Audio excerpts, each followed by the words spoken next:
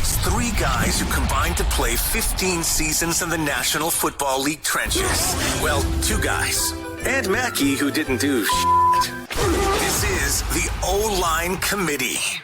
There he is. We got his little San Francisco 49ers official team gear here. Mm-hmm. We got Jeremiah Sirles here off an 0-4 week because everything was worth 2 points last week. Hey, what's going on, boys? I'm in last place. I had to try and make some swings for the fences here. Right? You swung hard. I mean, picking the Buccaneers in the championship round was a little bold because they were eliminated. But let's not pretend the whole first half we weren't texting like great pick.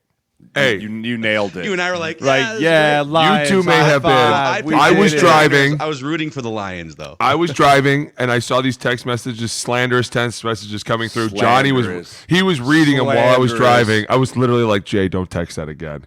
Johnny was just like, Dad, Jeremiah said, oh, did he? Did he? How about we don't let our 12-year-old read our text thread, huh? Well, it's not my fault. Good idea. He grabbed it and was like, Dad, Jeremiah says, you're a blah, blah, blah. Yeah, hold on. If there's 12-year-olds reading that text thread, then we need to recalibrate some of the It's things called parental controls. All right? We were watching the game as we were driving, and I was trying to like, listen, what's with all the text messages? Tell me what they're saying. But it's okay, because when I came home, I didn't know what you guys were watching, but Boone flips on the second half like, well, the Niners look great. What's talking about? They look fabulous. God, I loved it. It's all good. So, well, we got a lot to get to here. This is the O-Line Committee podcast, your offensive line lifestyle podcast. Thank you guys for helping us get to almost 16,000 YouTube subscribers. You can help push us over the top by clicking the like button and the subscribe button. And the best thing you can do now that we are partnered with Blue Wire as of last week, one of the most prominent sports podcast networks in the country, which is awesome for O-Line Committee, give us a 5-star rating and a positive review on Apple Podcasts and Spotify so we can keep growing this thing as we get into 2024. We start every show with Who's the Mic, where we identify the most important and interesting things in football on our minds. Jay, do the honors. Kick us off here. I'll start. I tweeted it during the Ravens game. I, for the life of me, cannot understand, will never understand the play calling that was going on with the Baltimore Ravens and Todd Monken and what happened there. You are the best rushing team in the entire NFL. You have been all year. You've been slaughtering dudes. You've been shoving it right down people's throats all year long. You ready? Gus Edwards, 3 carries, 20 yards. Justice Hill, 3 carries, 3 yards. Zay Flowers, 2 carries, 4 yards. Lamar Jackson, 8 carries for 54 yards, 47 of which on a 4th and 1 on an explosive play. Yeah. You only had 11 rushing attempts in the entire game. The entire game. Todd Monken panicked. Todd Monken saw that he was playing Patrick Mahomes in the second half and play called like he was down 21 instead of only being down 10. And he went out there and he's airing it out and he's throwing deep shots instead of just staying true to the identity of which this team was, which is just grind it out through the tackles. Hand it to Gus, hand it to those dudes, and just pound it, and then take your shots.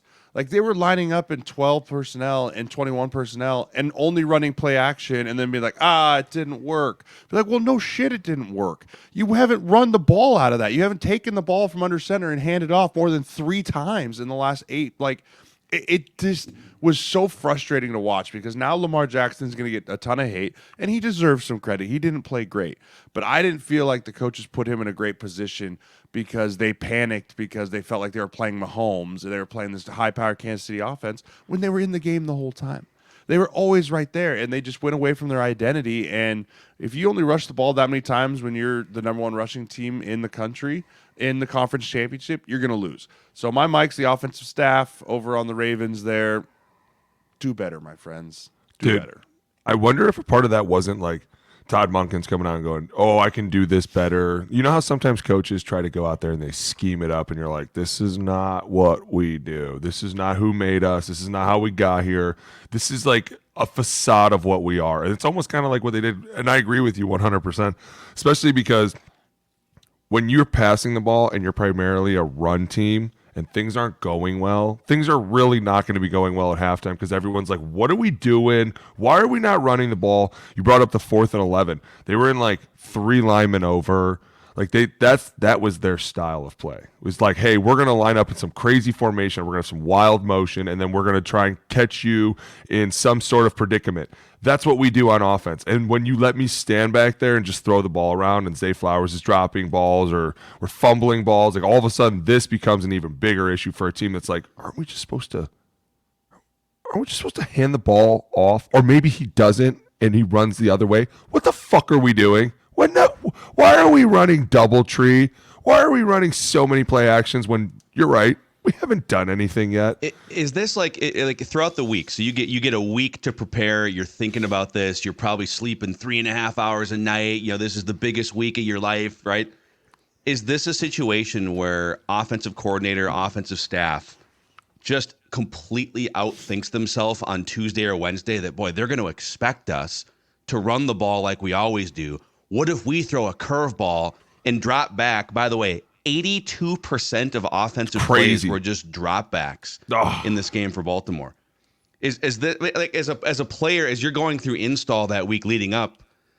I guess my question is: do you think this was the game plan going in? Let's throw a curveball. Let's drop back 80% of the time in a close game, or do you think he on the fly just kept calling pass play? I think the run game got stifled early in the first quarter, right? Like it wasn't going the way he wanted to, and he just panicked and felt like he had to get away from it. Right? He just felt like if I don't get away from this run game where we're not gaining big chunk plays, we're not getting big positive yards, I'm just going to keep giving the ball back to Mahomes, and we're going to be down by 21 points, and he's just spun himself up into this and then before you know it, he's looking around going, I can't call run plays. Because Kansas City scored 2 touchdowns early, so it maybe felt like, God, so we're going to need 31 points. But then all of a sudden you're like, dude, you're down by 10. Like at halftime. What? That's nothing. Nothing. Like that's nothing, right? You kick 1 field goal, and then the Zay Flowers. And I'll kind of go from this from Todd Monken. I'll pivot into a new mic here. Same with the Ravens. Staying with the Ravens theme here. My new mic is the fact that the Ravens showed the football world that if you play a team and you let your emotions control you in a conference championship game, that can be the difference, right? And that was a huge piece of what this happened to the Ravens team here, right? You heard it all, Rick Harbaugh with his, and they mentioned on the broadcast over and over, like, hey, if he runs, we're going to make him feel us. We're going to make him know, and all those things. And you instill a mentality of aggressiveness in your football team, which is the right thing to do when you're playing against the best. But you saw the penalties and Zay Flowers with the rookie mistakes, from taunting after a massive play to diving when you don't have to dive. Danny Wood had actually text Chris Giddings, who was my agent and my partner and represent Danny. He goes, he broke the Bill Belichick rule, right? You don't dive for the end zone unless it's 4th down. Right, like that's just a rule. True. Yeah, it's just a rule, right? You just go for it. But that's a rookie mistake with rookie emotion. Then you slamming your hand on the sideline, cutting your hand. Like that just shows me that team wasn't in control of their emotions. Clowney taking the shot at Mahomes is a frustration thing. I mean, you knew he was going to get called there. The second you see Mahomes snap, listen, that's what the NFL is.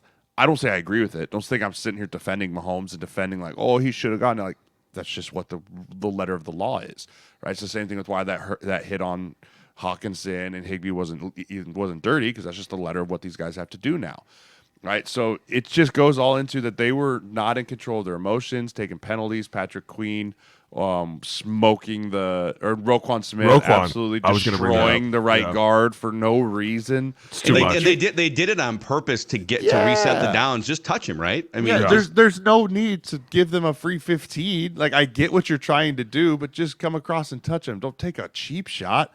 Like, that just showed that they weren't in control of their emotions. Dude, and even Lamar 2 or 3 different times, he's helmet. Slamming, even last week. Remember last week he was pissed off too? Like, you can tell he's been a little antsy. And then last week I was kind of like, man, this is great. And then this week I was like, it's not so great. It's not so great because when you're frustrated and the answer isn't to run around, it's to throw it, and it's not working, you're going to get more frustrated. Like, it's just going to keep compiling on itself. And by halftime, last week everybody was like, oh, Lamar was going crazy. I can't imagine what was said.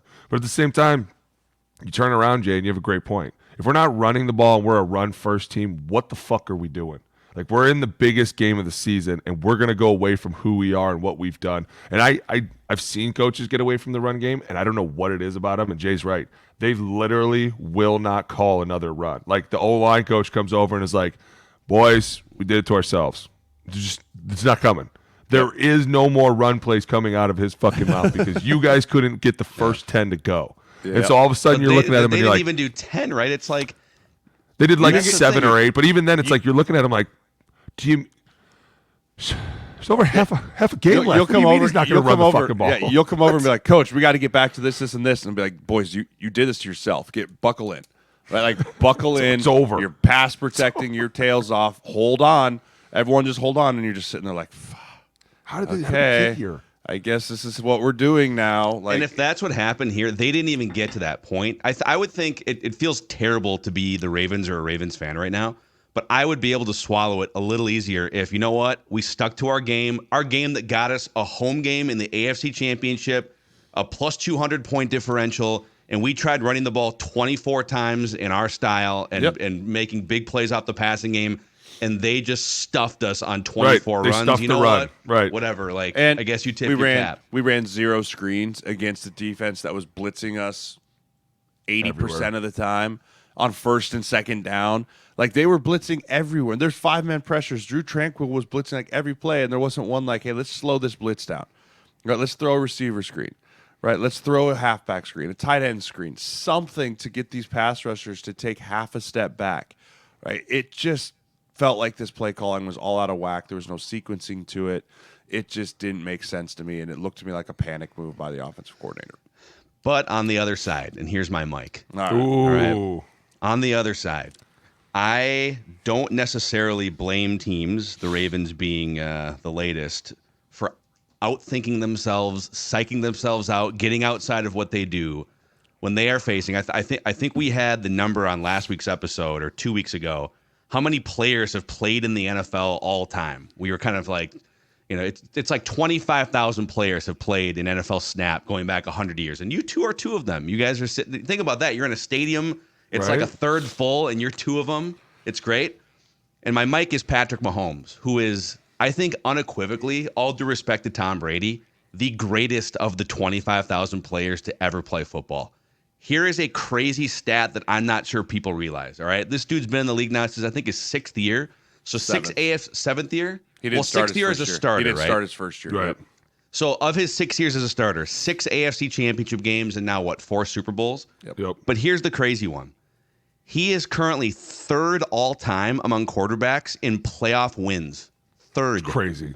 Tom Brady is number 1. Joe Montana is number 2. So Tom Brady has 35 playoff wins. Which is bonkers. Joe Montana, dude, like literally 4 Super Bowls, dynasty for a decade and a half in San Francisco, has 16 playoff wins. Patrick Mahomes has 14.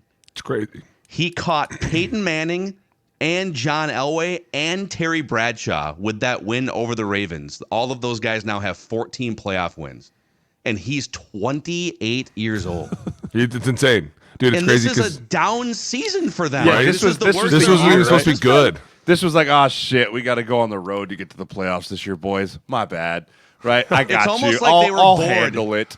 You know, it's like you're playing a video game. You're like, let's just ramp this up to the highest, hardest level because I'm bored playing at the other levels. Let's go on the road this time and see what happens, right? And here they are again, man. Yeah, I mean, to go into Buffalo, right, and into the Ravens and win to get to the road, the path to the Super Bowl.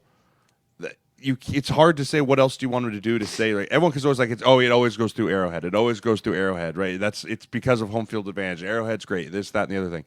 He's proven it doesn't matter. Green grass is a green grass to him. It can be in Buffalo. It can be on the moon. If it's 100 yards with white lines, he's going to be the best player on the field at any time. And somehow Kelsey's golden horseshoe fell back into his ass the last when he got into the playoffs. Like all year, that stuff hasn't been happening, right? Like the tipped, and then that one play where Mahomes gets crushed, murdered. It's just like a fluttering ball up into the air, and he's just come to me right there. It's like, I'll catch you. Gosh, dude, like why all year they couldn't get on sync all year, and then they get in the playoffs, and it's just like, oh, it's just like It's just like backyard baseball again. Right? Just playing. And they have a number one wide receiver now. Rashee Rice is just like Dude, a Rashee 1,500-yard receiver. Oh my gosh.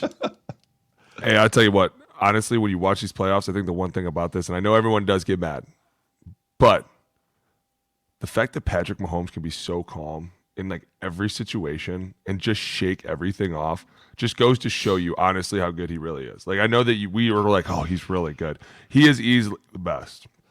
There's no question. Stupid face he makes when he's like, I know.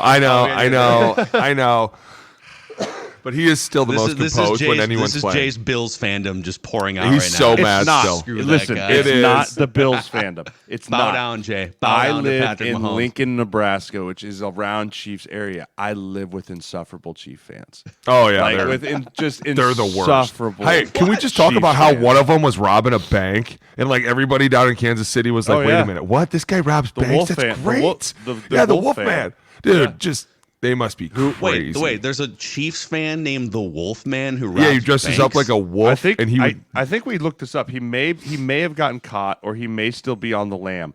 But there was a super fan that was for the Kansas City Chiefs that used to go to Googling every single game dressed as Front a row. wolf. Front row, dressed as a wolf, and no one kind of knew him. They started like doing us pieces about him. The team used to post about him like on the team Instagram. Crazy. Come to find out, dude is a serial bank robber. Yeah. And that is how he went to all the games. Is he would just rob banks in all the cities in which the Chiefs were playing. He's Crazy, paying cash dude. for his front row season Yes. tickets. Yeah, Yes. you want to put that No, on your literally. visa? No, I've got a briefcase of Yeah. very And well manicured cash. Eventually it started coming out like he got caught and he either is still at large or I'm pretty sure they arrested him again. I think they got him. again. I think they I'm almost positive. we got him. This is from Forbes back in the offseason here. So the Kansas City's FBI office announced that this 28-year-old from Overland Park, Kansas, was taken into custody in Lincoln, California, and given new charges of bank theft. A 4-month-long search that began after he was charged in Tulsa County, Oklahoma. So not only are like the Chiefs team is bored enough to say, you know what, let's make this harder. Let's go on the road in the playoffs. Chiefs super fans are like, I'm going to rob some banks. I'm just kind of bored. What? I'm in Tulsa. What's there to do? The thrill isn't there anymore. It's not enough. It's not enough to get these dubs. Chase that high. Gotta Gotta get chase that crazier. high. Dude, that's insane. Isn't it? I mean, so Tom, when Michael Jordan retired from the NBA, it took us like 5 or 6 years to figure out, okay, who's next? Then LeBron James comes around, and in the NFL, Tom Brady retires, and I think we all figured there's no way anyone is going to come anywhere close to these records, right? Going to like 10 Super Bowls or whatever it was. Patrick Mahomes is already basically halfway to Tom Brady's Super Bowl appearances and Super Bowl wins if they win the Super Bowl in 2 weeks. And played a third of his halfway career. there. I know. Like 17 years before Tom Brady retired. Because what was Brady, 45? Yeah. So who knows how long Mahomes plays? But we are watching, and this is where we spent 10 minutes on the Ravens, and this is what the Ravens could have done, and we're going to do the same thing if the Niners. The Niners could have. Ultimately, at the end of the day, they're all facing an unstoppable force, the greatest player of 25,000 players to ever play in the league, and it's ridiculous. Well, and that end, I wonder how much of it too is him and Andy Reid. Like when you look back at Andy Reid's career, dude has been a genius since the beginning. Like he has always had dynasties. Like you talk about what he did in Philly, now what he's doing in Kansas City, like all these things, and you say it's almost like he's the best player, and Andy Reid might be considered one of the best coaches ever. And the fact he's climbing. The right? fact that they've been paired together is almost insanity. And I don't know that I could ever handle without the two of them together. Like, who's going to step in after Andy Reid? And could you imagine what he's saying on that headset? Like, he's got to be feeling himself some type of way sometimes. Like, just coming in and beating the living shit out of everybody, going into Buffalo, going into Baltimore. I played at both those places, know exactly how hard it is. They just went in there and methodically drove down the field. And like you said, Jay, the fact that all of a sudden every ball was starting to get caught and everything was starting to work again just makes you wonder how much better it's going to get, dude. Yeah. I mean, I'm tired of betting against Mahomes. Like I am. Like it's one of those things where you want to do it because pissed. The hate in your heart is so real sometimes for that. But when you're watching him, the respect level is just through the roof. Off the charts. Like absolutely. Through the absolute roof when you're just watching him dismantle defenses. right? And when we watched the wide angle, and I can remember they sent a slot pressure, and you saw it from the sky cam, and the safety was like topped over number 2 and looking. I was like, you can't do that. He sees it. Like, you have to hide this better than this, fans. Please, bad, Ravens, please. And he just literally was like, wide 80, just stared right at it, like, waiting hot, and he just like waited, and he's like, and hole, bang. Like, he's just so good at managing where the ball needs to go and seeing the whole field. And yeah, I mean, he's the greatest. He's the greatest to do it, especially right now. And if he rivals Brady's numbers even a little bit, it's not even a question of what happens. I mean, honestly, like, the Super Bowls are the ultimate end-all be-all. But if he's the rate in which he is going, I don't see him slowing down anytime soon. On the Andy Reid front, just back to him for a second, because we're talking about two potential GOATs here with Mahomes and then Andy Reid. So Andy Reid right now is 4th on the all-time NFL regular season wins list. Can you guys name the 3 above him, by the way? Bill Belichick's. That's one. Bill Parcells. Parcells is not. No? He's got Cowher. more wins. Bill Cowher. He's got more wins than Cowher, more wins than Parcells. In fact, he has 80 more regular season wins than Bill Parcells. Wow. Andy Reid does. Think And about he's that. 4th? Yep. You got Bill Belichick, and so Bill Belichick's 3rd. Third. I know he needs 28 wins to pass. Gosh, I've been telling people this. This is why he was going to go. Oh, CTE. CTE. Gosh. Tony dang. Old Dungy? school. Nope. No. He needs it to beat someone's record. Old school. Chuck Noll? Chuck Noll is 8th on the all-time. This is, by the way, you're naming Bill Parcells, Chuck Noll. He's the greatest. I know. That's why we're like, who could this be? All right, who's 2 and 3? Don Shula's number 1. Oh, Yes. 328. all right. I'm an idiot. Because Belichick needs 26 wins to catch Shula. Yes. Right. Which is why he's. Damn it. I knew And that. then George Hallis, the longtime. Oh, yeah, the Bears. I would have never gotten that. No, I would never would have gotten that. Because So Reid is, and he's like 50 behind Belichick, but he's 4th in regular season wins. And if he gets this Super Bowl, he'll be tied for 3rd with 3 Super Bowl wins with Bill Walsh and Joe Gibbs, behind only Chuck Noll with 4 and Bill Belichick with 6. Yeah. So we're literally talking about Andy Reid being one of the How old is 4 Andy Reid? that's a question that I've been wondering, especially because his commercials, he looks so much younger than on All right, TV. take a guess. I'm going to say 65. He's exactly 65. Yeah. I knew it. Dude, he's old, but hey, you could coach till you're 70. You could coach till you're 70. Belichick's 72, Bubba, right? I think. Pete Dude, Carroll's And Pete Carroll's 72. I've told this. Don't. I think if they win the Super Bowl, Don't say that. Andy Reid retires. I fucking hate you. Andy Reid rides off into the sunset, retires. cheeseburgers moves on. in hand, Cheeseburgers- double fisting, Free double cheeseburgers forever. Dude, cheeseburgers in paradise for Andy Reid for the rest of the time, right down in Margaritaville with Jimmy Buffett. It's like the the Happy Hawaiian Gilmore shirts, scene. The like- Happy Gilmore scene where he's like, Yeah, it's That's exactly what it's going to be. Like I could see it happening. I mean, Andy being 65, wanting to spend some time, but I only say that because he started doing all those commercials again this year, right? And that's kind of like maximizing. Like same with Kelsey. I could see Kelsey retiring and going on. I could see this being the end of a couple runs here with just everything that's kind of happened in Kansas City. But at the same time, I sit there and think, they're just going to be like, I don't really care what we do in the regular season. Let's just get to the playoffs and then go have Patrick win us a Super Bowl. Yeah. Like, it's just kind of like That's exactly what they're going to do. Who Yeah. cares what we do between the months of September and January? Like, let's just put ourselves in position to let Patrick win us a Super Bowl. So We don't maybe even we need the don't first retire. seed anymore, guys. Yeah, we can like, go with the 7th. We could Fuck just, it. let's just sneak in. We'll go on the road the whole time. Well, here's my question. And this is going to be a real one, okay? Because you got a little problem in the diva room. You got somebody out there just going crazy on IG right now. And you want to talk about the most absolute awkward day of your life. Talk about walking in like yesterday to be like, hey, what's up, guys? Wait, Dude, what- Kadarius Toney. Kadarius The whole rant on IG that he went on Yeah. was just incredible. I listened to it and I was like, somebody's really got to get his fucking Dude, phone from him. Somebody's got to take his I goddamn listened to it phone. like 4 times. I was like, there's no way this is real. I thought it was Like, fake too there's for the longest. No way. I was like, This has to be someone stabbed his phone, someone hacked him. Like, So the story is he's essentially accusing the Chiefs of lying about, because they designated him with an injury and personal reasons, and First he's of all, mad about. Can we just talk about like how you haven't caught anything all year? You've been offsides. What were they supposed to do? Like they can't cut you. Of course, they're just going to be like, just tell him he's hurt.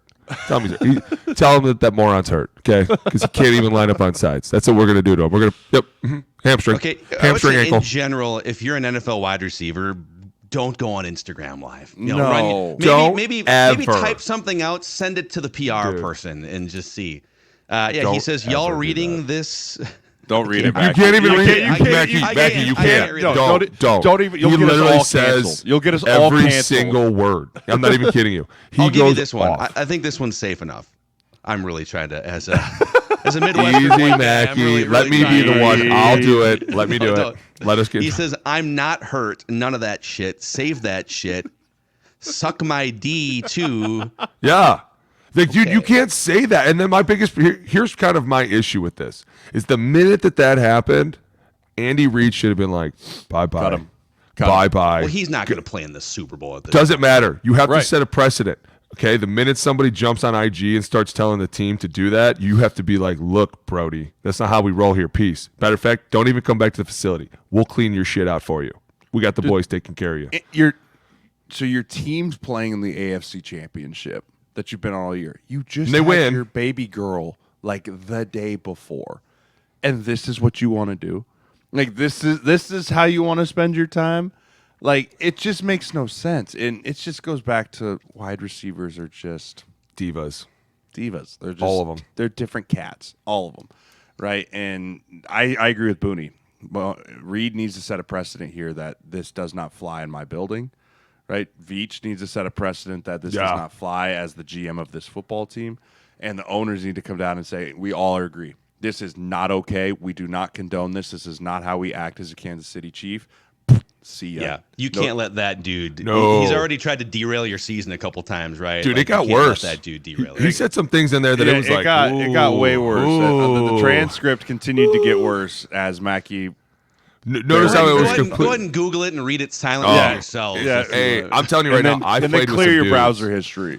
I played with some dudes that were crazy, and I've heard stories about crazy dudes. Like I heard the Jay Ratliff story from somebody that was there firsthand when they had to call the police. Like I've been there, right? To do some shit like that. What's the Jay Ratliff story? Do I dare ask? Yeah, he just went in and like went crazy one day, like crazy. Like it was like everybody in here is gonna get it. Like it's crazy, and they was mad because they were cutting him. Yeah, and I do remember this. Like, dude, there's a precedent that like the minute you test the team or threaten the team or you talk about the team like that, the team has to step in and step on you. Like they have to be like, well, we are bigger. Excuse than you. We Who are the bigger fuck than do you think you're talking to, dude? You were offsides like 3 times this year. Are you serious? Like, I guarantee you, his agent was like, Kadarius. What are we doing? What do we do? Will he ever play another snap in the NFL? No, but like, do you think do you think his agent was like, hey, by the way, if they win, you're not getting a fucking ring. Like they're not. Just letting you know, it's going to be the biggest ring ever, and you're not getting one. His agent was probably like, do you know how many Super Bowl tickets you just lost out on selling? 16. I know. I've been there. By the way, this is the headline in The Athletic here. I love these headlines. Andy Reid says Chiefs didn't make up Kadarius Toney injury. I love how Andy Reid has to get up there with his little mustache. Yeah, no, we didn't make it up. No, we didn't. He's hurt. He's hurt. That guy's hurt. He's hurt. All right, Booney, new mic. Who's the new mic? Dude, listen. I know it was an up and down year. Nobody wanted to believe in him. Even my friends here. Riding home from Elk River, just getting blasted with text messages. Oh, you like that? Nobody I'm just believed in them. I'm just letting you know. Such an underdog team, the 49ers. I'm just letting you know, dude. They're the real ones. I'm telling you right now. They rose from the ashes.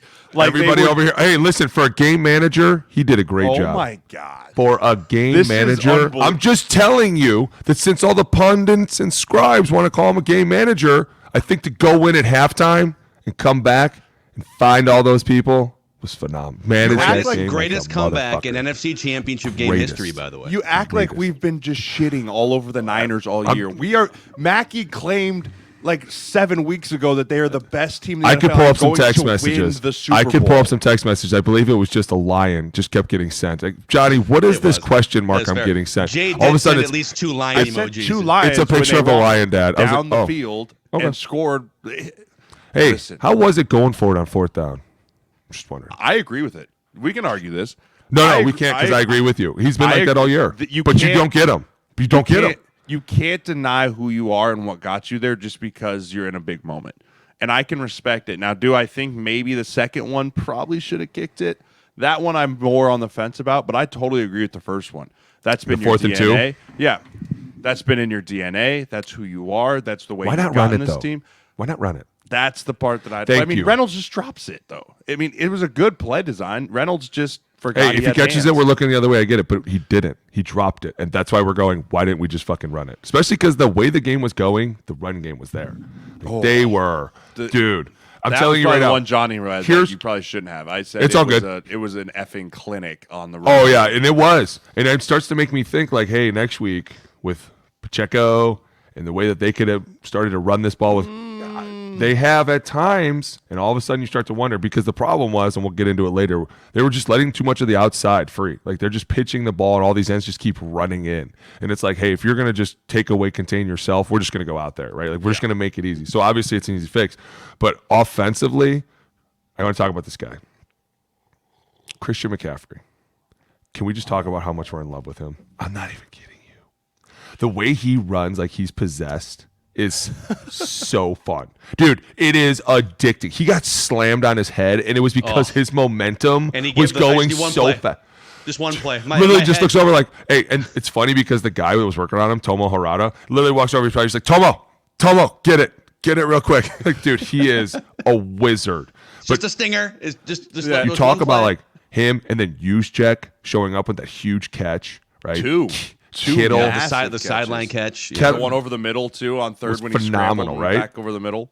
Kittle blocking and the run game, and then showing up in the pass game at the same time. Brandon Ayuk, Deebo Samuel, like you're looking at this team and you're like, dude, this Super Bowl is going to be fucking electric. Like it's going to be one of the greatest ever do it on one side, and then one of the greatest schemes to come together with the greatest game manager ever. I agree, dude. I am so fucking hyped right now. I cannot wait.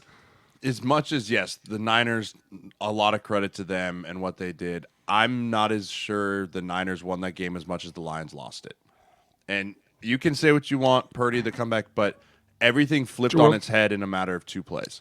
I agree. Right? The long bomb to Ayuk that should have been an interception. If it's a Dude. spear, it would have killed him. And the DB drops it. I love Right? when people say that. It's true, dude. If Makes me think of that. it would have been right between his eyes, Mackey. It would have been. I mean, it would have just nailed him to the turf, right? Just dead body. But no, he's got to let it go through his hands, bounce perfectly off his helmet, and then Brandon Ayuk makes one of maybe the greatest catches. Dude, he's for real. Like that should go down if they win the Super Bowl. That needs to go down up there with the Tyreek, like the helmet catch and All the all those time, other yeah. crazy ones because Yeah.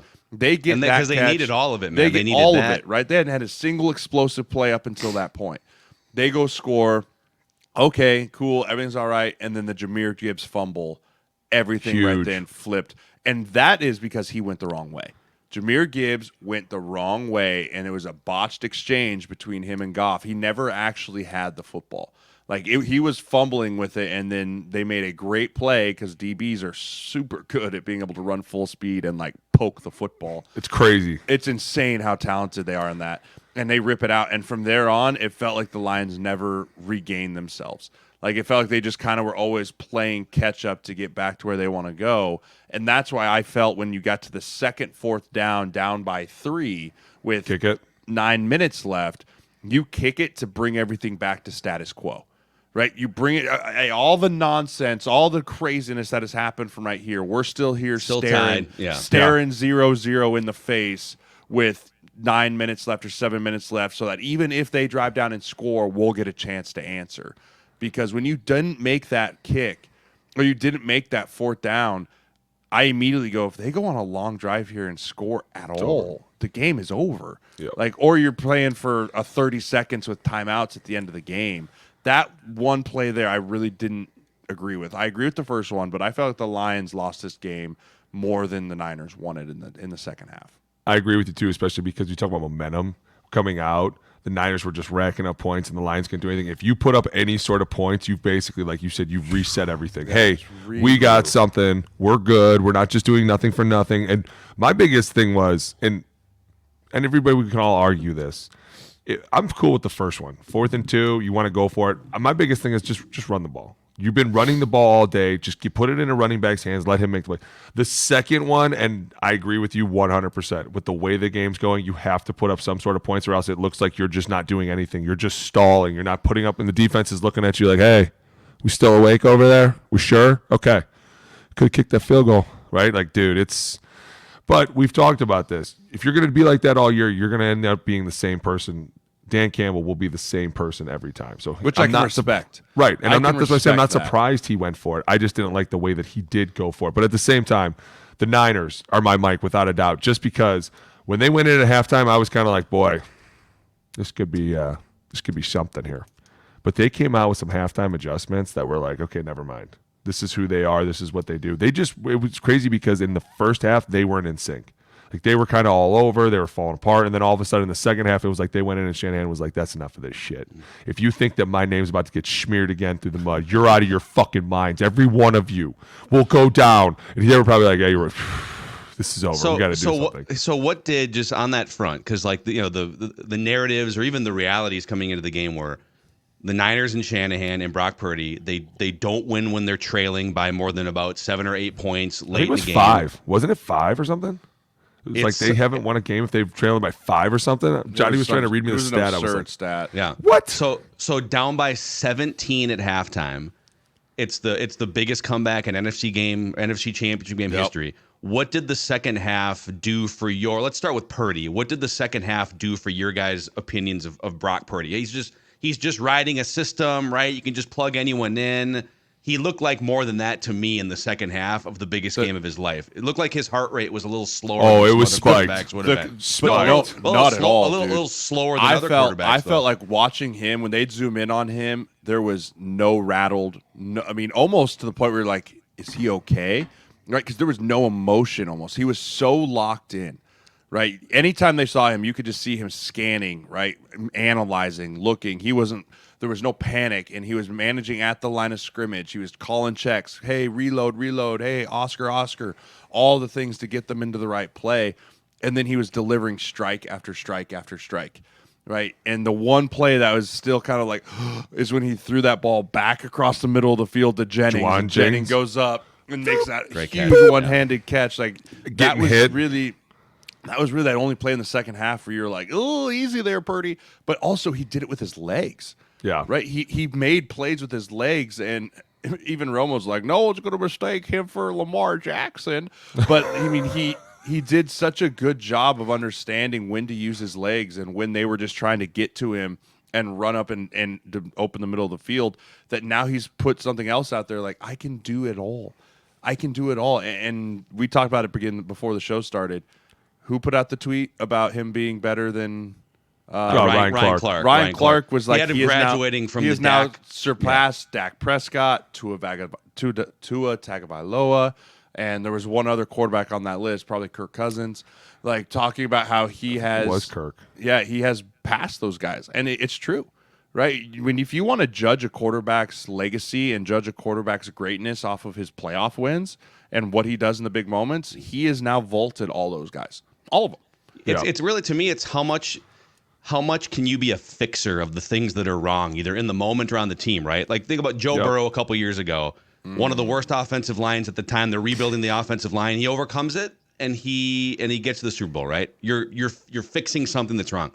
Brock Purdy to this point hasn't really. Yeah, I mean, he hasn't really had to, because that roster is loaded, right? Deep. But when you're down by 17 points at halftime and your season's on the brink, someone needs to fix it.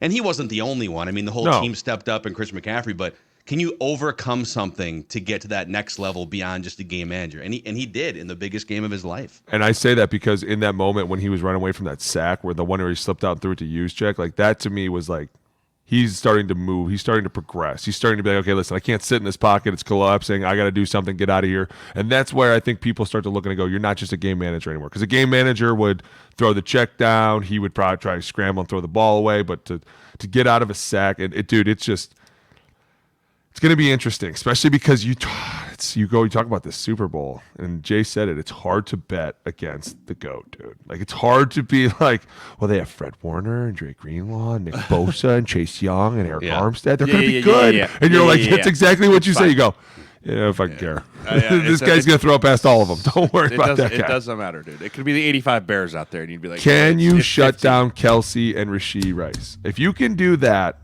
you got a chance. Let's just put it that way. But I mean, easier said than done, my friend. I know, and I will end with this, and this is the last thing. Probably not anymore, but Spags, like all these head coaches candidates, you talk about, Spags hasn't even been mentioned, has he? And I don't think he's ever really been mentioned. No, not since. He's one of these guys that's like a die-hard DC till the end. Like, he's like, listen, I don't want to run the team. I don't want to talk to these pussies over here on offense. Keep your fucking divas, and I want them. Like, yeah, dude, defensive coaches are way opposite of anything offensive. Like, offensive and they're guys kind of fading out. There's only like a handful of defensive head coaches. They'll come back, dude. They have to. It has to be an equal. It has to be an equal league because it can't just be all offensively dominated all the time. But it's it not is gonna right work now. It is. It is. Yeah, Look at eventually with it will the rule changes, like with I the agree. rule changes with how you can touch the quarterback or lack thereof, the DPIs, the holdings, like all that stuff. It is going to be an offensive dominated league for a long time. And you said it last week, Boone. Why? Fantasy football. Oh, Right? Fantasy football the money. is the money driver, the amount of money that it gets exchanged hands with that type of stuff. They want the high scoring, the big plays, all that stuff. So, yeah, I see it being an offensively dominated league for a long time. I'm not saying it's not offensively down. We definitely have the upper hand on a lot of things. A lot of things. But my point is, they'll still continue to be great defenses. And what's his name? From the Rams just got the head coaching job with the Falcons. Raheem Morris. Like, they're still going to be. He's coached on both sides of the ball. I mean, he's a defensive guy, but he has been an offensive coach. I know. I'm just saying eventually, like right now, it might be a lot of offensive coaches, but eventually you're going to see people are going to be like, okay, now we need to get some defensive-minded people. It's just the way the league goes. It's up By the way, down. the last time we had, besides Bill Belichick, who's the greatest coach of all time, right? The last time we had a defensive head coach in the Super Bowl besides Bill Belichick was Dan Quinn in 2017. So the 2016 season, 2017 Super Bowl with the Falcons. Oh, yeah. I 28-3 forgot about that. Yeah, I forgot about that. About that, man. Hey, just on the Lions, so new mic here for you guys. Let's talk about the future of the Lions. Here's a couple things on the Lions. First off, amazing season. Holy cow. Like, did some bad bravo. things. They went, and I know that for Lions, this is a new type of, if you're a Lions It's a new fan, type of hurt. dude. This is a new type of pain. They've had sort of like embarrassment pain for the better part of 3 generations. This is you think you're going to the Super Bowl, you're up by 17 points, and your football heart gets ripped out of your chest. This was, as a Vikings guy, this has happened about once a decade, going back to when I was a kid. So this is a different type of pain, but I guess you guys tell me if I'm wrong on this. I worry a little bit about Detroit going forward for a couple reasons. I don't think they're going to go back to being the Detroit of old, but it's really hard to get to this point in the playoffs or the Super Bowl and lose a game like this and then push that rock back up the hill the very next season. And I haven't seen the reports this morning, but Ben Johnson is likely gone, if not gone by the time we post this. So they're losing maybe the best offensive coordinator in the league. I think this season was built on Dan Campbell and emotion and just buying in. I guess and now they're playing a first place schedule next year. That's going to be another thing. I'm a little worried about my Lions, I guess. You said it too, Mackie. Playing with a lot of emotion takes a lot out of you, right? And then all of a sudden you come back next year and you're like, here we go, let's get emotional again. And you're like, here we go. It's a lot. It's a lot to stay at a 10 every day for as long as they need you. And then all of a sudden you come back next year and they're like, hey, don't forget we're based off our emotion. Like we're based off coming. And you're like, it's going to be a lot again. It's not wrong. Dan Campbell came out and already said it. Like it's going to be twice as hard. He really said. hard. And it is so hard because of things that you just said. You're playing with a ton of emotion, you're drained, and then you go in next year and you're like, it's going to need more. I'm going to need to give as much more as I can. And then you talk about playing a number one schedule. You're going to be playing all the top teams. You might as well put Kansas City back on your list. You might as well start going around to all the best teams and saying, okay, we're going to play you at your place. We're going to play you at your place. Like, you're going to play the Niners at their place. Like, it's really, really hard. But that's why we give so much credit to Kansas City all the time, because they're constantly playing at the number one schedule and they're always showing up in the Super Bowl. And you're like, wait a minute. Well, it's fair. They get 6 tune-up games against the AFC West every year. They're still playing top teams. Like, if you were to go back and fight them and be like, you don't even play anybody, they'd be like, we don't make the schedule. We know the rules. If we're number one, we'll play the number one team. But that's why they're considered a dynasty, because they're always playing the best and they're beating them and showing up. You talk about the Lions. This is a new world. Like, you went into this season like, we don't know who we're going to play. But now you're like, yeah, all the best around the league, that's who we're playing next year. And if you want to get back into the playoffs, you're going to have to beat all those people. And you're going to have to do it on the road. And that's another thing. Like, you have to win games on the road. Playoff games on the road are different. And I start to look at this last game and I'm wondering, was this maybe them not having enough experience on the road in the playoffs? Because to go in at halftime up 17, I can tell you what our team would have said. It's time to fucking murder. We're going to go out here and slit throats. We want the Super Bowl. We want to go here. Like, you got to go out and give it. And that was the best equipped team to beat the Niners at the time. And that's why going in at halftime, Johnny was looking at me like, Dad, they might be right. I was, Johnny, shut up. Okay? 45 minutes till we're home. I swear to God, I'll drop you off right here. He was like, don't you think a little bit? I go, no, not at all. Just wait. Give it a minute. Just calm down. But, I mean, it's going to be hard for them, but I do think they have the best coach that's going to be able to get them there. Like, that's the one thing when you look at the equalizer of this is, can that coach get everyone to buy back into what they're doing? Of course he can, because this is who he is. You go to this team knowing this is who we are. We're going to bite kneecaps. We're going to fight our way out of everything. How many years is left on Goff's deal? 1. So now you start 39. now you start going, okay, is it Hendon Hooker time?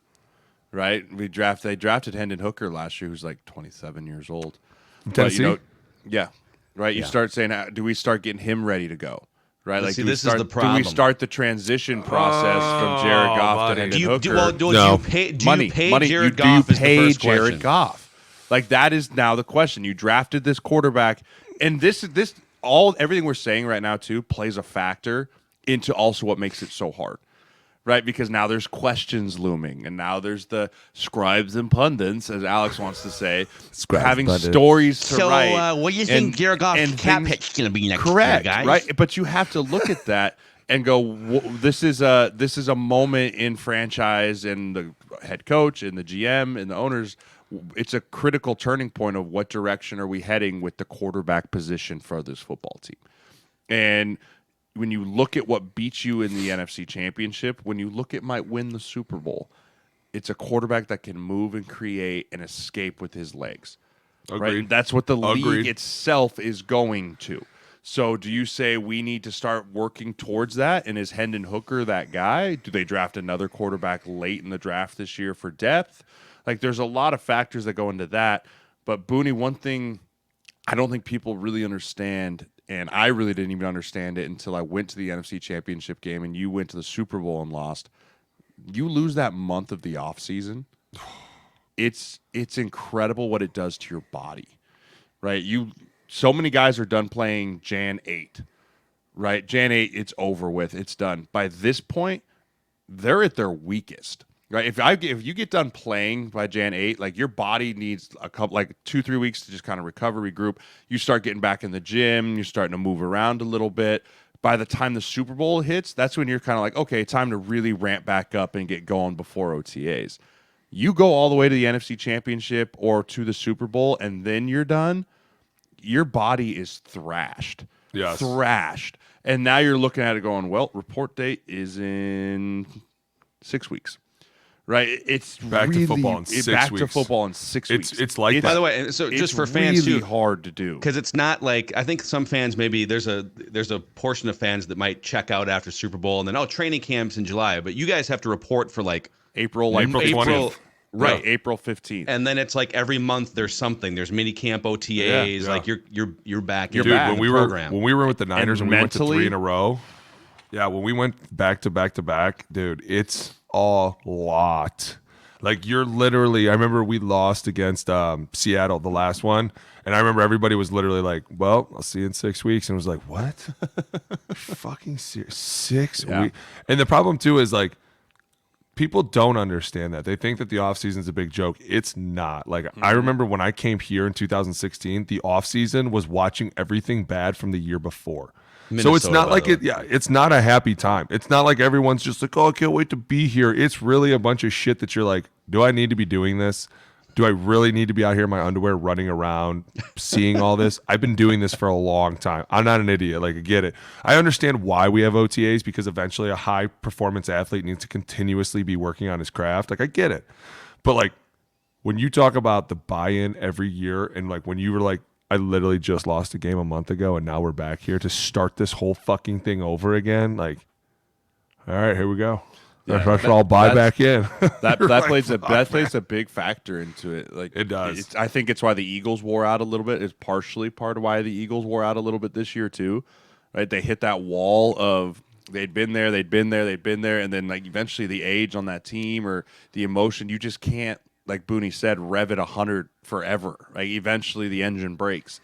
And so that's a big piece of the lines too, because not many players on that team have experienced that. It's also a very young team. Yes. Right. So a lot of those rookies, Jahmyr Gibbs, Sam Laporta, Jack Campbell, just came off of already the hardest year of their life as rookie year, extended it into the playoffs, and now they get a small time to reset to come back too. So there's a lot of factors. Is there a good chance that they might? Here's what I would say to Lions fans. Here's my sense. All right, because every year there's like 40% turnover among the playoff teams.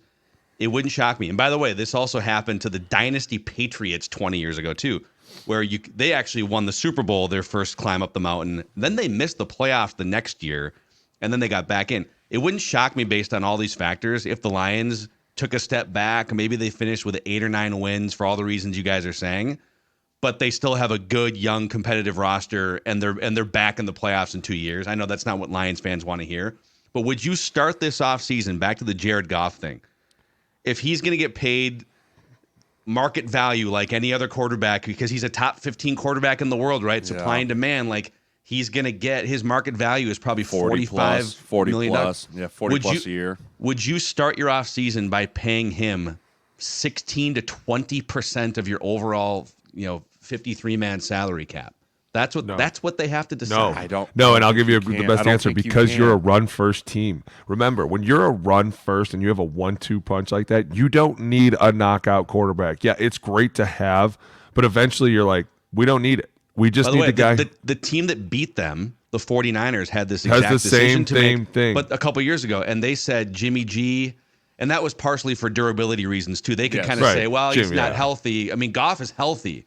Goff and Kirk Cousins are both like, hey, Kirk man, Cousins not healthy. Stop it. Not anymore, but for years and years. Yeah, and so it's reliable. But I'm but not if you paying can do my- what the I'm not Niners paying did, him. if you cannot pay him, find somebody else for $1 million and keep building your roster. Maybe that's the next. I'm step. not paying him because you're a run first team. I'm sorry, we can't give you the entire kitty when we're not leaning on you the entire time. I have no problems with Patrick Mahomes making $500 million. I have zero issue with this. I have zero fucking problems. I don't think anybody on that team even cares. No. Hey, they how many don't care. How many quarterbacks are you? You own a franchise. You're a GM of a franchise, whatever it is. Oh, how many hit me. quarterbacks in the NFL right now are you cool with? You know what? Literally blank check, and we'll figure the rest out. Patrick Mahomes is 2. one. Joe Burrow. Let's see it. This is really the only 2 I'm going to give the keys to the castle to. It's funny. Lamar was on that list for a lot of people before. Lamar's never been on that list for me. I probably put Allen on that list. I think I do too. I think I put Allen on that list. I go Patrick Mahomes, A blank Joe Burrow, check? Josh Allen. Yeah, A blank check. I do. For all the reasons that we've talked about this year. Now, I'm telling you right now that this is business. This is no more like, oh, he's really good. No. But Remember, dude, but it's either blank. I know, check but you have to or step into gone. this world of I pay you to be great. I don't let. And Josh if you're Allen making walk out so of my many building. mistakes, you cannot make half a I don't billion. let that dude walk out of my building. I don't. If I have him and he's mine, you can't let him walk out. You're going to have him with 50. Who said you had to give him a blank check? That's what I'm saying. Mackey I'm did. talking. No.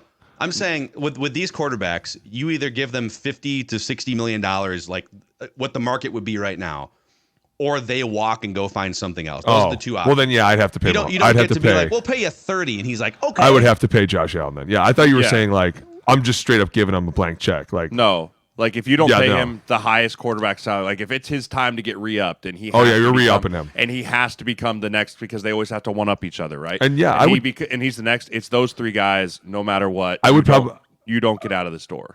I don't know, man. I would put Lamar on there. I would. Just because. You almost have to. You have to. It's not his fault Todd Monken's a fucking idiot. It's not his fault that he was like, hey, let's go to Jet. Do you think that Lamar was in the huddle like, guys, I don't even know there was a fourth side to this play card. There's 6:15 in the morning, dude. It's too early for that. Guys, there's a play card underneath. It's got all pass plays. What the fuck are the two Jet X? What the fuck is this? You don't want me to run around? You don't want me to run around and create some? Okay. I'll make this fucking hard for everybody. I'm sorry, dude. You know I have no love lost when a coach goes out there and fucks a game up. I have zero interest. I have zero care in the world. How dare you talk to me like that after you fucking crushed me for years? Those coaches, for years, they used to yell at me when it wasn't my fault. And don't act like you weren't there to listen to it because you looked at me a couple times like, he knows that wasn't you, right? I was like, shut up, dude. Just go with it. Right? Now you think I'm not going to come back and clap back when they fuck up? Are you out of your mind? Oh, my God. I love this life. So Lamar is in, is what we're hearing. Lamar is clearly in. But you have, like, if you're the Dolphins right now, that's it. The Dolphins have to figure out, do they pay Tua? Peace, Brody. You're out. Do the Lions pay Goff? Peace, do Brody. The Vikings pay Cousins? Right? Don't even dare start with me. The Eagles already screwed up and paid Hurts. They sure did. The Eagles already screwed up and paid Hurts. But teams are so afraid. They'd rather Cleveland screwed up. They'd rather pay a quarterback. This is the irony of it all, right? They'd rather pay a quarterback an amount of money that creates deficiencies on the roster, which is crazy, and then get mad at the quarterback for not being able to make up for the deficiencies on the roster, then go into the unknown of who's our quarterback going to be. Because they always feel that they're going to be able to overcome those deficiencies because they spin themselves up. Right, they go down these rabbit holes, dude. They spin themselves up of like, he's the only option. He's taking us to the promised land. And when you pay, I had this argument with people all the time, especially about Kirk Cousins. When the Vikings paid, are we really going to do the Kirk Cousins? When the Vikings paid Kirk Cousins initially, right? 300 initially, the initial 78 fully guaranteed, not a dime of it wasn't going to be guaranteed back in 2018. That's what it was. 18. Right? Back in 2018, they fully guaranteed this deal. It changed the perception in the NFL world, but especially in Viking land, of who Kirk Cousins actually was. Because when you get paid that type of sum of money, everyone assumes that, like, well, he's the greatest. Right? If it's just this like hand-in-hand thing with the amount of money that a team pays you, you are now looked at that you somehow elevated your game to like justify that number. When in reality, it's like, no, Kirk Cousins is who he is. And he's always good. He's has been who he is. He's a good quarterback. But just because we paid him this outrageous number doesn't mean that he's now going to be better than Aaron Rodgers and Tom Brady and all these things. But the fans look at it and go, well, why isn't he? Why aren't you? Dak we Prescott, paid you all this money. Same why thing aren't with you Dak, better? yes. Why aren't you this guy? Yes. Dude, Dak was a 4th-round pick, and it was great when he was making $800,000, and they had the best offensive line in the league. We right? agree, dude. Yeah. Just Party, because you get paid doesn't off. mean you are the man. And Jay's right. People expect, like, the minute they hear fully guaranteed, they're like, this guy must be good. Incredible. Oh, my God. And it's like, no, that's how free agency works. Everybody overpays because everybody's on the market. So everybody's constantly just going up. But I agree. There is becoming an issue with teams handicapping themselves with paying their quarterbacks and then getting shit for their quarterbacks. And they're like, dude, I thought we were going to do it this year. And they're like, nope, there's zero chance. We knew in the beginning we were going to go. Like, how did you think this was going to work? And it's eventually going to get brought back down. Something is going to happen. Like, I don't know. Are we kind of seeing it, right? Like Geno Smith got like a mid-level contract, and there's got to be that was Baker Mayfield's. It was like 30. He got like 30. It'll be interesting to see what Baker gets. Mayfield. It'll be interesting to see what he does this year. He's going to reset it. I'm telling you right now, he will reset the market, which is going to screw Kirk Cousins. Because the minute he was like, I want 45 guaranteed, Baker was like, chill out, Brody. I'm getting mine first. I'm getting mine first. And we can do. I think maybe next week. There's maybe no way Baker gets 45. There's no. Oh yeah, no. I don't see Jason Light paying him $45 million. It's going to be like 20 $20 million. This is we hold on. We're gonna have to table this because this is gonna be. It's gonna be interesting, dude. I know. Okay, I have one more mild Hit me with take the on mic. this, and then maybe next week we will do like a speculative sort of quarterback episode, right? But Fair. on the Cousins front, for instance, and some of Vikings fans kill me for this, but I'm right. I know I'm right about this. All right? You are, Mackey. Self-suck. I'm so right. Self-suck. I am right. I would rather pay Ryan Tannehill $7 million for 1 year and draft a quarterback in the first round or second round than pay Kirk Cousins $80 million over 2 years, largely guaranteed. Yes, because you said two. one. You said And it's 1.7 not- or it's 280. And it's not because Ryan Tannehill, at the same age as Kirk Cousins, by the way, is necessarily better. Although if I get Kevin O'Connell, Justin Jefferson, Jordan Addison, TJ Hawkinson, and 2 stud tackles, maybe I rejuvenate a guy's career like Ryan Tannehill. It's because I want the 53 to be better than it is. Right. And that's the thing. Like what people do, like Cowboys fans do this, Vikings fans do this, right? If you start to put it on the quarterback of like, wait a second, I mean, Dak in that contract or Kirk in that contract, or hey, if you're going to make that much money, you better make a throw on 4th and 8 that goes past the sticks in a playoff game. Whoa, Or 3 yards, yeah. Whoa. It's a team game. Wait a second. Wait. Hold up, buddy. Wait, it's a team game, and yet you're begging for this dude to make 20% of the team salary cap at the expense of the other 52? Like, which is it? Think I'm about with it. you, Why man. does I'm when we with talk about San Francisco, why do they have such a deep roster? Why do they have so many players everywhere? When you look, Brock Purdy's making because he's not 800 making grand.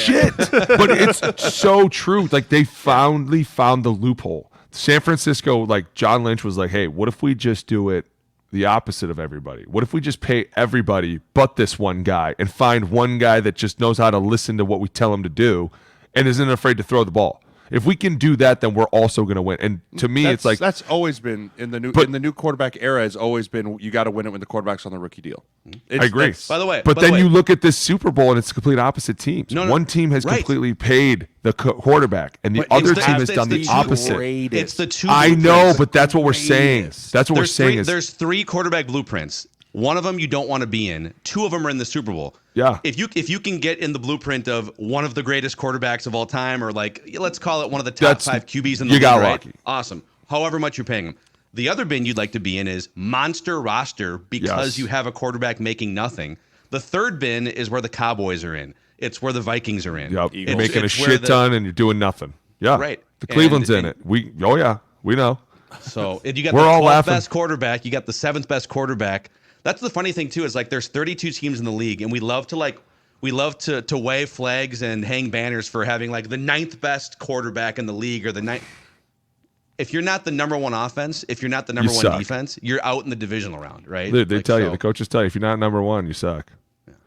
Anyhow, that was therapeutic. We'll get into a deeper discussion maybe next week on. Well, I mean, okay, so Speculation. real quick, Real quick. top 10 highest paid quarterbacks in the league. Ready? Yeah. Is this cap hit or average annual? Average annual, average per That's year. fair. That's right? fair. Average per year. Joe Burrow, Patrick Mahomes, Justin Herbert, Lamar Jackson, That might be worth it. Jalen Hurts, Aaron Rodgers, Russell Wilson, Kyler Murray, Oh, that's a joke. Deshaun last two are Watson, Josh joke. Allen. Okay, there's like 3 guys in the So bottom there's part of that list. 3 that are- guys there that are That we could just- easily rid. I mean, you talk about the Cardinals. You won like 5 games last year. Since he's been your starter, you've won 5 games. Like, how are you paying him this much money after he got caught on Xbox?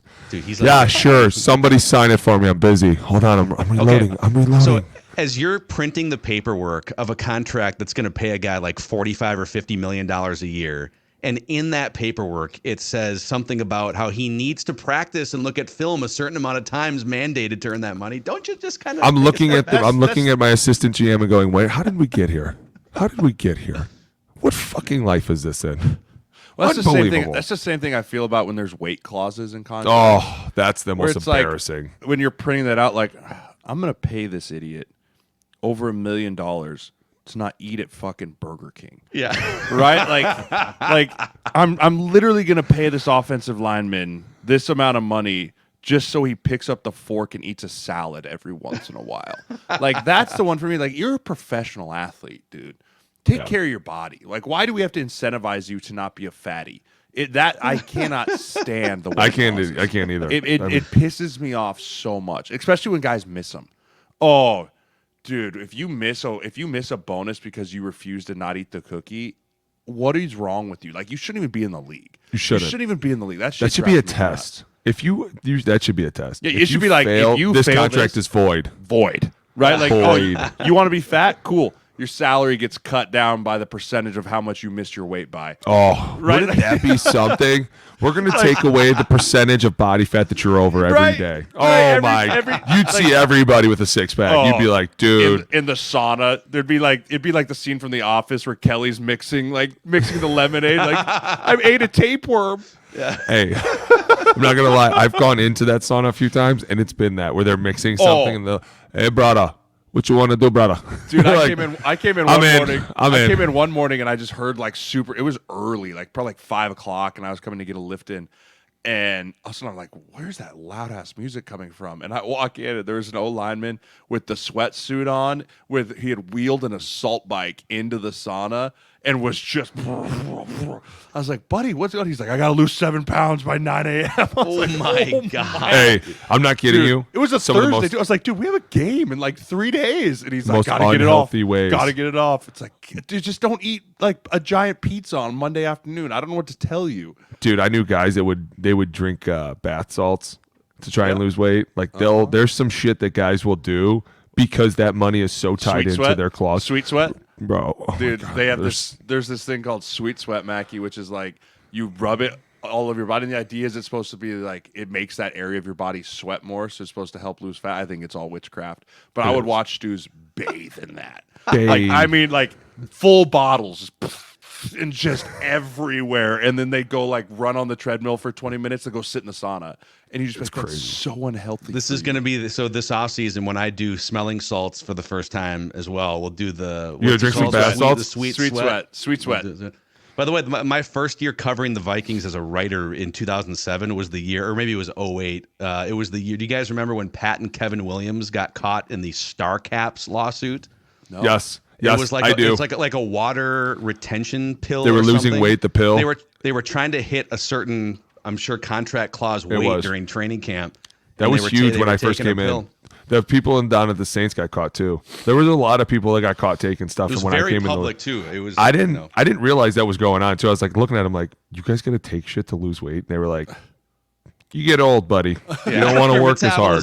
I literally it's hard to understand when you're 20 and they're like, it's hard to lose weight. You're like, dude, what?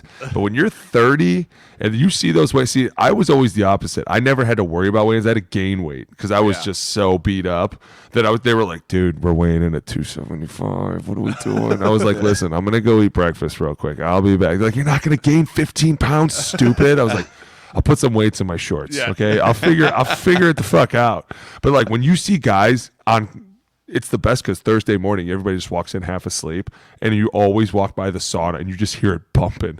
And dudes are like, come on, guys, we can lose this weight. We can do it. It's like every fucking week we have to do this with you guys. When are you going to learn?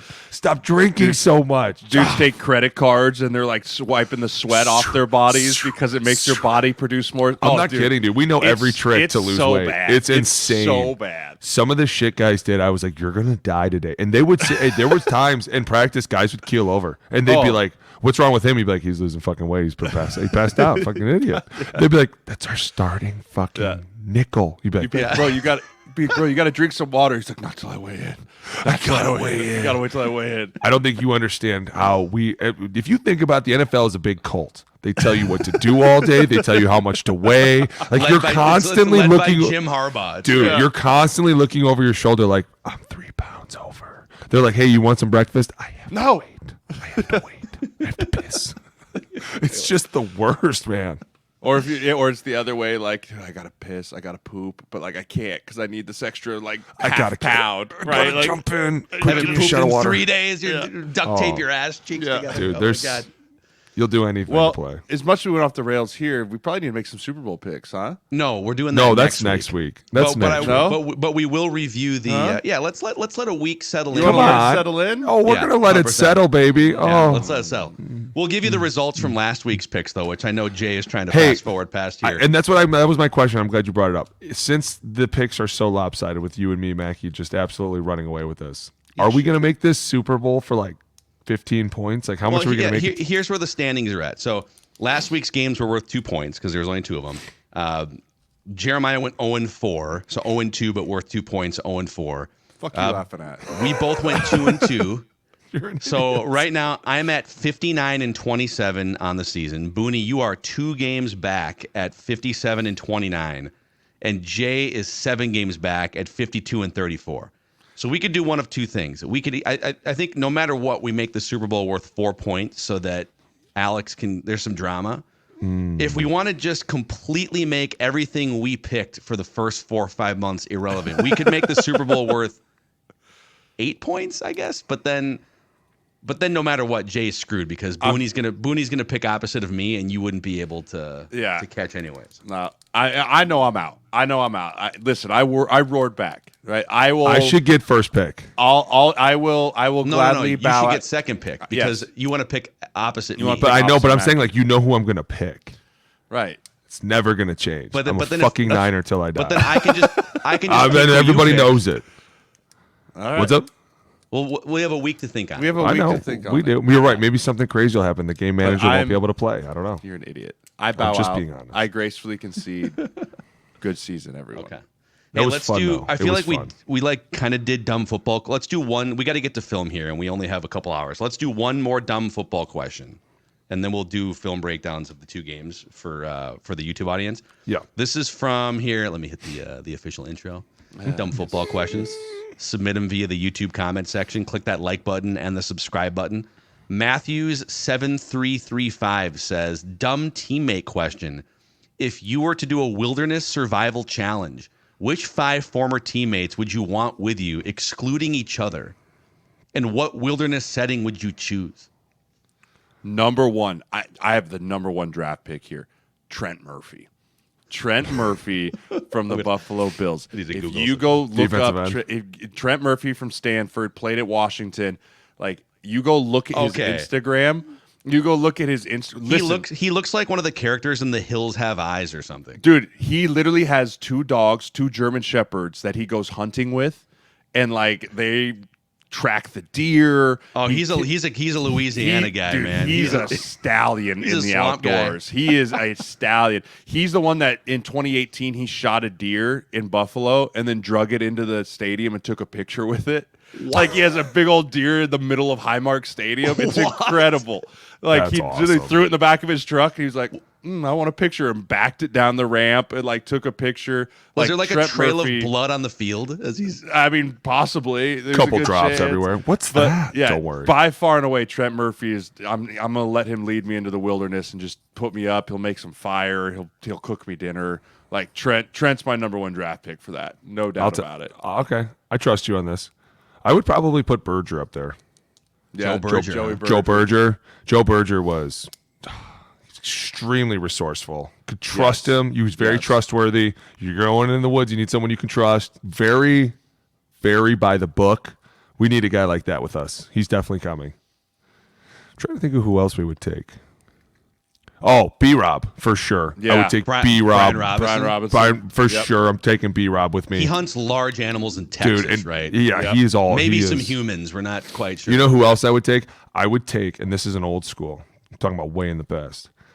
I don't know if you guys remember Anthony Schlegel, the linebacker from Ohio State, played at Air Force and transferred over.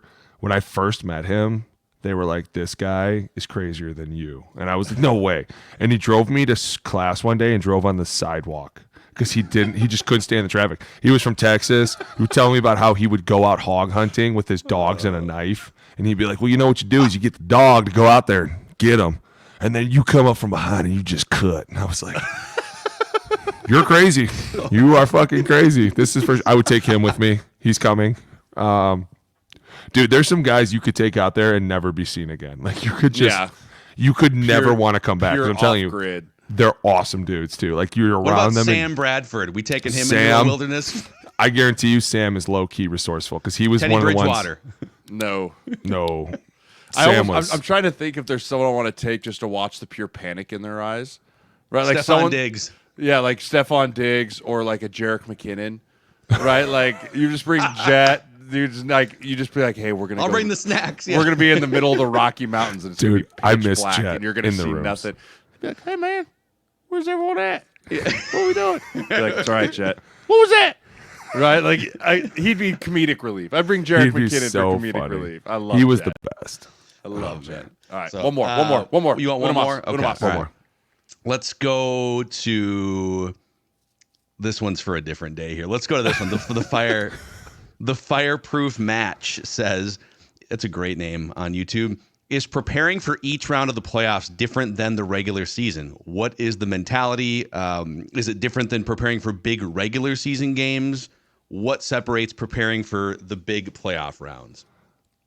I think it's the attention to detail. Like once you hit the playoffs, and it's just such a weird thing to say, but like during the season, there's a lot of goofing around. There's a lot of like keeping yourself up, like, hey, we're going to, like at practice, we would play face body with the quarterback. So you'd throw the ball and you get points and stuff. And like, but the minute you hit playoffs, it's not even mentioned. It's like all these games are over. Like there's no more messing around. Anytime you have off, you're talking to coaches, you're talking to the quarterback, you're talking to the running backs. You guys are constantly going over everything because this is it. This is going to be it. And if we don't win this game, it's over. It's like, and you feel the mentality of the coaches of the win or go home. Like they're constantly like reminding you like, hey, this is it. Like we wanted to be here. We got in the dance. Now we got to do it. And honestly, every week that you go on, you're not really thinking like I remember playing in the NFC Championships, and it wasn't like, guys, this is the NFC Championship. It was just like, hey, this is a real fucking game. Let's get serious. And it was like, understood. Everybody just gets dialed in quickly. Nobody had to be reminded like, hey, we're not fucking around anymore. Like it was like, okay, well, now we're in. Now what? And it's like, they give you every piece of information about this team for the last 4 years. They are literally like, this is what they've done. This is who they are. These are their playmakers. These are their number one blitzes, their number two blitzes. This is their favorite coverage. Like you go into that game knowing everything about every 11 man on the field. Like you know everything about their height, their weight, where they're from, what they do, why they're on the field. Like you're just attention to detail instead of like week 8 when you're like, the fuck is this guy? Hey, who's 24? The fuck is this guy? Right? Yeah. Like in the playoffs, you're like, hey, there he is. They're doing it.